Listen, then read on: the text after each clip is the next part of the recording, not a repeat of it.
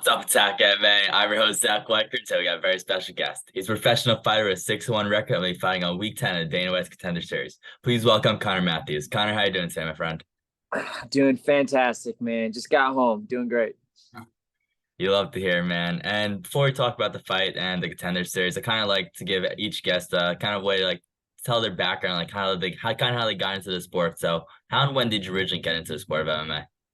I had my first fight back in 2011. However, before that, I was a traditional martial artist. I did American Kempo. And then when I got into high school, I started having anger issues, kind of, and so I kind of that brought me back into martial arts. And then not by purpose, but the gym I ended up joining is Lakeville MMA, and it was like a Taekwondo school that turned into an MMA school. So I did that through high school, and I had my first fight right when I turned 18, right when it was legal to get a fight. And yeah, the rest has been history. Definitely, man. And I see you got the camo gear on. I know you were in the military, kind of how you got Yep. the nickname the controller. So I'm curious, what made you decide from your time in the military that you want to use the nickname the controller into MMA?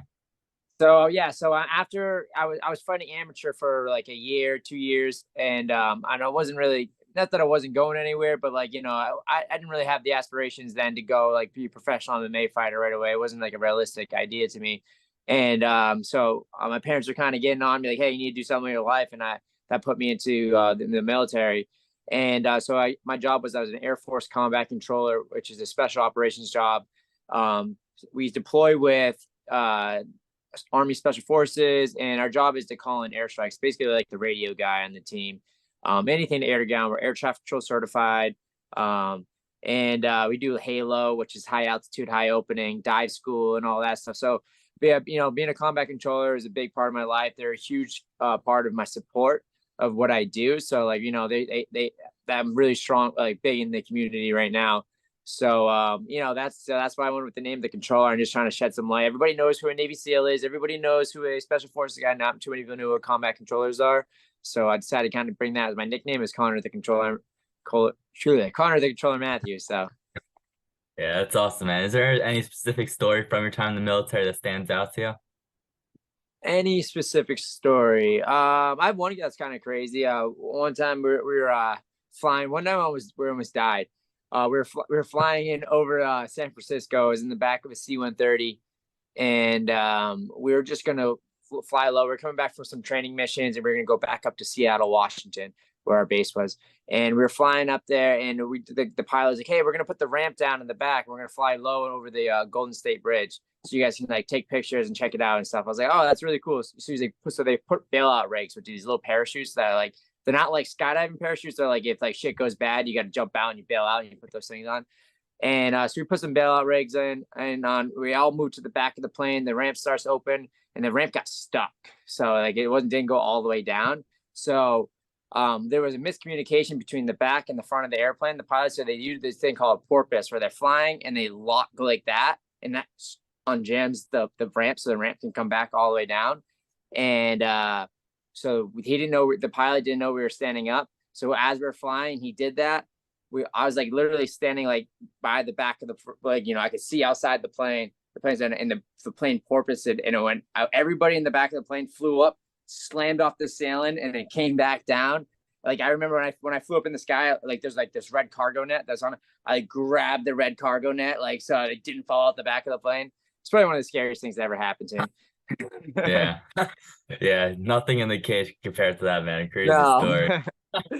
And now talking about in the cage, the last time we saw you was at Combat Zone 79, Yep. where you earned yourself the opportunity to face on to compete on the Contender Series, and that was a great performance from yourself. So how would you recap and describe that whole experience? So my combat, for the combat zone fight, yeah. So that was a really good fight. Coming back from the Contender Series, I had a really tough fight with Francis Marshall. It was a battle, you know what I mean? Francis got the win. I mean, he beat me pretty significantly. So I knew I had a lot of things to work on. So I did. I came back home. I switched up camps, switched up teams. I train with the New England Cartel full on right now, and it's been a huge difference. Like I just coming back to fight into the local scene after that. I know it was Dana White looking for a fight, but it's still a local scene fight to me. And I just had like a lot more confidence because I fought up on the bright lights, and at the Apex, and then coming back down to fight in like the local scene, I felt very calm, relaxed, and I had a good team behind me this fight camp, and I just felt like I just went out there and did my job, and I felt calm and relaxed, like how I should feel to perform. So it was a great experience, man. It was really fun. St. Patrick's Day, which I'm an Irish guy from Boston. It's like one of my favorite holidays. And I don't party and drink it up too much anymore, but I still like have the spirit. So this time, skipped the drink and went right to the fighting, and Yeah. got the job done. Definitely, man. And on that, Dean Thomas, Matt Serra, Dana White, Yeah. they're all praising you very highly from your performance. So how's it like to see guys with such a high stature in the sport praise you? Oh, it's unreal, man. It's like sometimes like some of the shit that happens is like I got to pinch myself like 'cause it doesn't feel like it's me. But it's really cool to see guys like Dean Thomas, Dana White. It's that was my second time fighting in front of Dana White, and I made a statement both times. You know what I mean? Even though I took that loss, so it's like it's cool to see them praise me a little bit, and I still got work to do though. It's cool to hear that, but I mean, I'm still hungry, man. I want that contract. I want to make a statement in the UFC. So, it was cool, but I'm ready. I'm ready to get back out there and do it again. And that this will be the second time for you on the Contender Series. So what would you say are some of the lessons you learned from that loss to Francis Marshall and just the whole experience in general?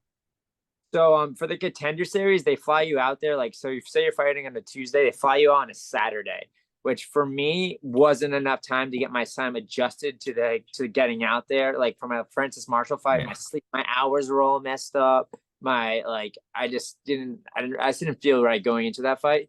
So this time I'm going out there. Is it breaking up a little bit? Or you No, got you're good. all Yeah. right. So that this time I'm going out there a week early. I'm bringing Rob Font, Calvin Cater, Tyson Chartier, Mitch Repose is coming out there. I got my guys from my basement. This is my basement gym right here, mom's basement. Yeah. They're coming out too. So it's like I'm doing a little bit different. I got everybody coming out with me for this fight, and it's just I feel like I've been there, done that, so I can visualize and see how everything is. I know what to expect. Their first time, you can't really visualize. You don't really know how it's gonna feel. Now I kind of know what to expect, so I've been kind of rehearsing it in my head over and over and over what I'm gonna do and how I'm gonna perform. Definitely, man. And of course, that first professional loss, and especially on such a big stage, can be heartbreaking. It could be very emotional. So, what are your emotions like right after that loss? So my mentality really is like I don't. This sounds bad. Like yeah, I hate losing because it's a step in the wrong direction of my ultimate goal is fighting in the position. But if I did everything I felt like I could have done in my camp and I worked as hard as I could, I mean, if I lost, that's the way it's supposed to happen. That's the way I feel. It's like if you lose because whatever, like as long as I went out there and I did everything I could, and I did for the Francis Marshall fight. I didn't know. You don't know until you don't know. You have to go through those losses to see what you need to fix on to come back and fix and then come back again. So that was just the case, man. It's just like I didn't know what I didn't know. So I mean, I got the loss, which sucks, but I fought hard. I made a statement. I mean, yeah, I didn't get the contract, but I'm back here again. It's okay. I mean, I've had many times in my career, my military career, and in life where I've had setbacks and things, and that's what fighters that's what happens when you're a fighter, man. You get setbacks. It's not always fucking nice and cruise sailing all the way to the top and being that undefeated guy. I mean, there's a lot. I mean, there's one Floyd Mayweather, right? There's a lot of other great fighters out there who aren't Floyd Mayweather, so it doesn't really bother me, honestly, as long as I go out there and I did the best I possibly could. I was as prepared as possible. That's the only thing that matters to me. That's a great way to look at it, man. And of course, now there's probably a lot of positive emotions going into this fight. So, how excited are you to be back there, back in the Apex for the Contender Series?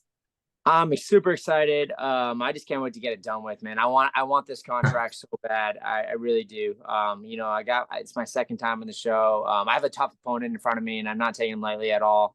But like, I'm super excited to get out there and just, fight for this contract. I mean, I've been dedicated my last, 4 years really, ever since I got out of the military to this. And my last year I've been, dude, I train I live in South Coast, Massachusetts, the cartel. They train up near New Hampshire, which is the north. I drive an hour, 45 minutes. Today was 2 hours to get there and back 4 times a week. So it's like, man, I'm sick of driving. I just want to get out there and fucking do my job, man. I want to get out there and Yeah. fight. But camp was great. It's almost over. I got a couple more days of grinding it out, and then I can get the rest up. And yeah, I'm just ready for this camp to be over and fucking get it finished. Yeah, definitely, man. And with this second opportunity, do you feel like this is a chance to prove to all your believers and just everyone out there that you truly deserve to be in the UFC and you are an elite fighter?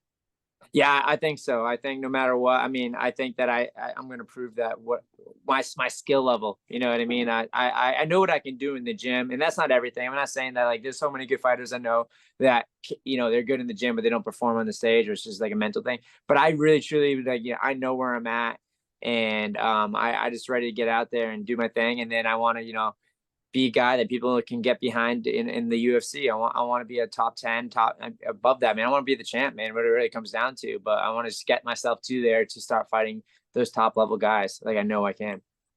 Definitely, man. And for this fight, your opponent will be Jair Farias. So looking at him, what do you know about your opponent and what do you like about his strengths and his style? So he's good. Man, he's got great boxing. He's a tall, lanky guy. So he's a 45er. He's 5'11". He's got a lot of finishes in the first round. So he's 10-0. Coming from Brazil, he comes from a good camp. So I expect nothing but a tough kid, man. Like that. I know this. I don't expect this guy to go away easy. I expect him to be a tough fight. But that's what I expected when I decided to be a professional MMA fighter. Is I want to fight guys. Like I just said, I want to fight top 10 level guys, right? So like he's just another guy that's in front of me. At my age, I mean, I'm getting developed. So like I'm where I needed to be, I think, right now to fight those guys. So this is, he's just another guy that's in front of me that I need to take out to get to my ultimate goal. Definitely, man. And with all those strengths of him you mentioned, stylistically, how are you looking at this fight? So I got to be very very wary of his kicks and his punch and his boxing. So he doesn't like the ground. Not saying that like you know I'm not like one of those guys just to go for something. Like I'm gonna fight him in every area. I'm a very well-rounded MMA fighter. So like, I'm gonna take opportunities when I see them. And if I get in there and if I feel very uncomfortable with the stand-up, then I'll make it a fucking scrap and I'll grind him against the cage and bring him into deep waters. I got a great gas tank. I can go forever. So I think, a lot of these Brazilians, like I've seen they kind of gas out and get tired because they use all their athletic ability. So he does that. I mean, I'm going to bring him into deep waters and finish him. But, I got a lot of power in my hands. I mean, a lot of my fights come from me just dropping the guys right away and then finishing them, taking their back, finish them. Like, I know I got a lot of submissions, but most of it's actually from like my stand up, you know what I mean? And then they fall down, bring them to the back, I stroke them out. So, I mean, I'm a good striker as well. I've boxed my whole life. I've done Taekwondo my whole life. Like I said earlier, karate, and like, I'm a good striker as well. So, I mean, if he wants to play that game, I'm ready for that game. If he wants to go to any place where it goes, I'm ready to take it there. Definitely, man. And with the Contender Series, a lot of times the fighters feel like they need to finish, as Dana White usually only signs the guys to finishes. But lately, we've seen sometimes with wars that he is signing those fighters even to go to go to distance. So, do you feel Yep. like a concern and pressure that you need to get that finished, or do you feel like just with a great performance that you will deserve that contract? I think with a great performance, he'll deserve that. This is my third time fighting in front of Dana. So, it's like he goes, if I go out there and just be myself and do what I got to do, I'm an exciting fighter anyways. There's never really a time where I'm just going to go in there. It's going to be a boring fight. You know what I mean? That's just not my style of fighting.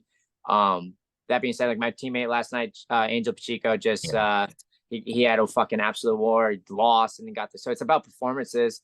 It's not necessarily about win or lose in the Contender Series.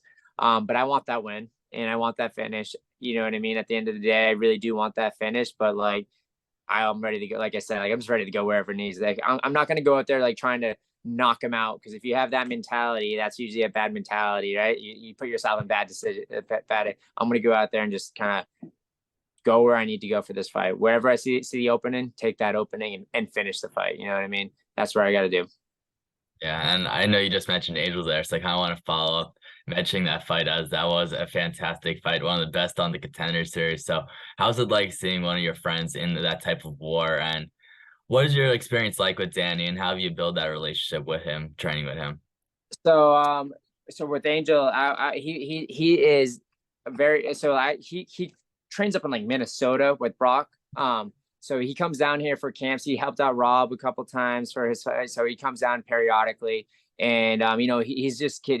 He's a tough kid. He's got great boxing. He's wicked nice, super super good, great training partner. And me and him kind of like, since we both know we had Contender Series fights coming up, it's kind of like a connection we had. Where we're getting ready for big fights. Me and him both had the biggest fights of our lives coming up. So to see him go out there and through all the hard practices we had, pushing each other, and all the shit we gone through, and get that contract even after the loss. He took the beating. I could tell he was like really upset because he didn't think he was going to get it, and then he got it. So I mean, I'm so happy for him. I mean, I'm sure it's a lot of emotions. I'm ecstatic for him. So I'm grateful. I mean, he deserves it. He's a good fighter, and he's a tough kid. And hopefully I can we're getting 2 contracts. That's been the plan. So now it's my job to get in there and get another one.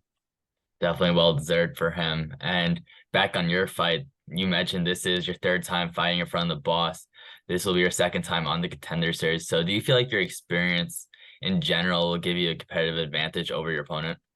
Yeah, like my last 3 fights, it always feels like this is the biggest fight of your life. This is the biggest fight of your life. So that's kind of that's how that's what I'm used to now. You know what I mean? It's just like, it's not like the back in whatever. You know what I mean? Back in the day when it was my first couple of 5 fights, it was like, you know what I mean? Whatever. Now it's like every fight I have has the same fucking feeling of going into it. So it's just like, I have had that experience. So it's just another day for me to go in there and do that. So yeah. I'm ready for this one. I feel better about this one than I did my last. Just about the whole experience. Definitely, man. And of course, for this fight, you mentioned you've made the move to New England Cartel. So how's your whole experience been there in your time down there? And what is your relationships like with your coaches and your training partners? It's been great. I mean, I'm so grateful to be there. Their guys are awesome. You know what I mean? They're serious, man. That's what, like, when you go to practice every day, it's not fucking around. Sorry, I don't like swearing, but we're not messing around, man. We're going out there and we're working every single day. Everybody's there to be MMA fighters. There's not people in the room that don't want to fight. So it's like, and you have guys that are fighting. This is their livelihood. You have Rob, you have Calvin, you have Tyson. And the thing is, they all have experience of fighting the guys at the top level recently. You know what I mean? Like, Rob's fighting Corey Sandig, he's fighting Jose Aldo, he's fighting Figueiredo's coming up. I mean, these guys, Calvin's fought all the best, Max Holloway, Giga, he's fought, dude, these guys have fought the best guys in the world. So they have so much experience about, preparation, getting mental, everything, all the little aspects that, you don't really think about, is like, these guys been there, done that. So it's I'm just so grateful and happy to be a part of the team. And there's a lot of young guys that you don't even know about really yet coming up, like Tom Tags and Nick Fiore. I know he had a couple fights in the UFC, he didn't do that great, but like, he's an amazing jiu-jitsu. It's just like, these guys are so good, and I'm just really lucky. And it's not like a big giant gym, like a super gym, like an ATT or something like that, where I feel like you can kind of get lost in the sauce because there's so many good guys. It's a little bit smaller than that, so you get your personal attention, and we all help each other out to get each other ready for fights. That's phenomenal, man. And I saw that you posted today that the Boston Bruins player, Jake Olato, Yeah. was there training with you. So how was that whole experience like for you? Awesome, man. I'm a hockey player at heart. I mean, that was my original dream when I was a kid. I played hockey, and I played juniors, and I played prep schools. So it was pretty cool. It was my first time playing with a professional hocky player. You know what I mean? Practicing with it, but unfortunately it's not the sport I wanted to do it in. But it's okay. I still had a good time. He's a super super cool guy. Hopefully my plan is get there, get this contract, come back home, go to a Boston Bruins game, and celebrate. That's great, man. I'm a huge hockey fan myself. I'm a big Devils fan, so All that's right, great New to see Jersey that. gal. So, were you heartbroken during the playoffs this year with the Oh Bruins? yeah, man, that was rough, man. Coming best season ever, man. It was ridiculous. So Yeah, it is what it is. So I actually used to play with the kid that played for the Devils for a little bit. Now I can't think of his name. Damn it. yeah. But I used to play. I used to play with him. I forgot his name. I'm gonna remember it right after I get off the phone. But That's pretty cool, man. And to stick with the cartel and training, so how's your training camp been for this fight? I mean, dude, it's been I've hit all, like, once again, left no stone left unturned. You know what I mean? Like, I fucking stuck to my guns. I was there consistent. I did all my strength and conditioning. I didn't miss one. You know what I mean? I didn't miss a rep, dude. You know what I mean? Like, I just done it. I did it all. I haven't I've been to all my practices that I really needed to get to. Sparring has been really good. I mean, I got like my sparring this camp is I did my last sparring rounds were like Rob Font for 2 rounds, Calvin Cater for 2 rounds, and Tom Pags for a round. Then I had Hugo Marquez, who is a world champion BJJ guy, Nick Fior, and Tom Pags, like for my grappling. So it's like, dude, the bodies I'm getting from my like hard days are like, world class. So it's like, I mean, I'm getting the work that I needed to get ready for this fight. So it gives me a lot of confidence going into this fight. So I've been healthy, feel good. My weight's good right now. I'm not struggling with that. I got a good new nutritionist that's been helping me out. So then, like I said, I really hit all the notes and everything. I've done everything I possibly could do to get ready for this fight. Yeah, definitely, man. It's great to hear. And I know at training camp, it's hard to get that free time, especially with you commuting 2 hours. So when you get that free time and time to relax, what are some stuff you like to do? So, like I said, I don't really got too much time, but what I do have is I got my gym here and here, Mom's Basement MMA. Show you around real quick. So this is my gym right here, a little area. I got this is the cage right behind me. So I mean, what's really great, everything I learned, I kind of bring it down here to the South Coast, and I teach it to guys in my class. I got a consistent class, two nights a week during the week, and then Sundays we have our open mat here. So and we usually have a really good group of guys coming down here, open mat. So, and then if I'm not doing that, I'm relaxing, man. I live near the ocean. I go for bike rides and I hang out around here. But I've really been kind of kicking it, taking it easy, not going out doing crazy things right now because I'm just really locked in for this fight. It's the biggest, most important thing in my life right now. So yeah, it's been good. Yeah, definitely, man. And I was just about to mention the Mom's Basement as being a CEO, helping train these guys. How would you say that whole different aspect of the sport and you being on the other side of it has made you a better fighter? It's yeah, you got to lead from the front. So what I mean. I have to, do things in a certain way because I'm like I can't ask somebody to do something I don't expect out of Yeah. myself. So what I mean. So I got to really lead from the front and show guys what's up and I got some really good guys coming out of here. I got Joe Poirier. I have Andrew Valdino who's fighting out of here. I got some up and comer kids that are going to be really good in a couple of years. So it's like it's nice.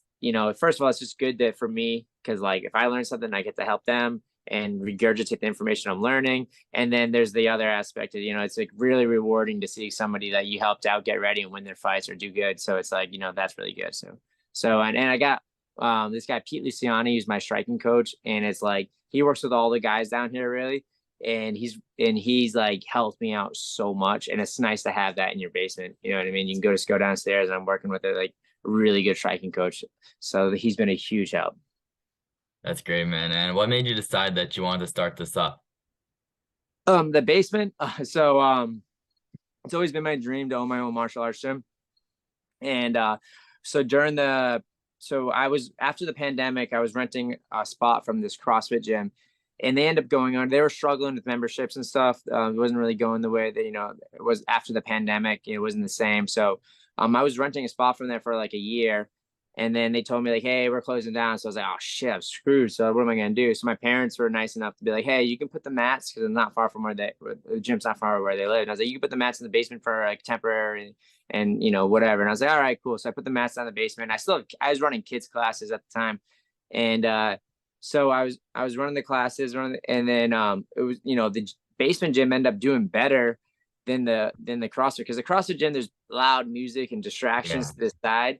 And like now it's like you come in, it's just my gym. And now we've been upgrading it. We can hang bags down here. I got a little workout area. I got a little area for people to like to sit and watch and hang out. I got the cage now.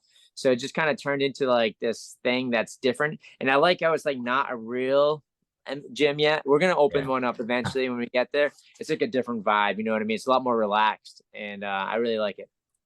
That's great, man. And to go back to what we're looking for is that UFC contract. So how much would that mean for you and your family to become a UFC fighter?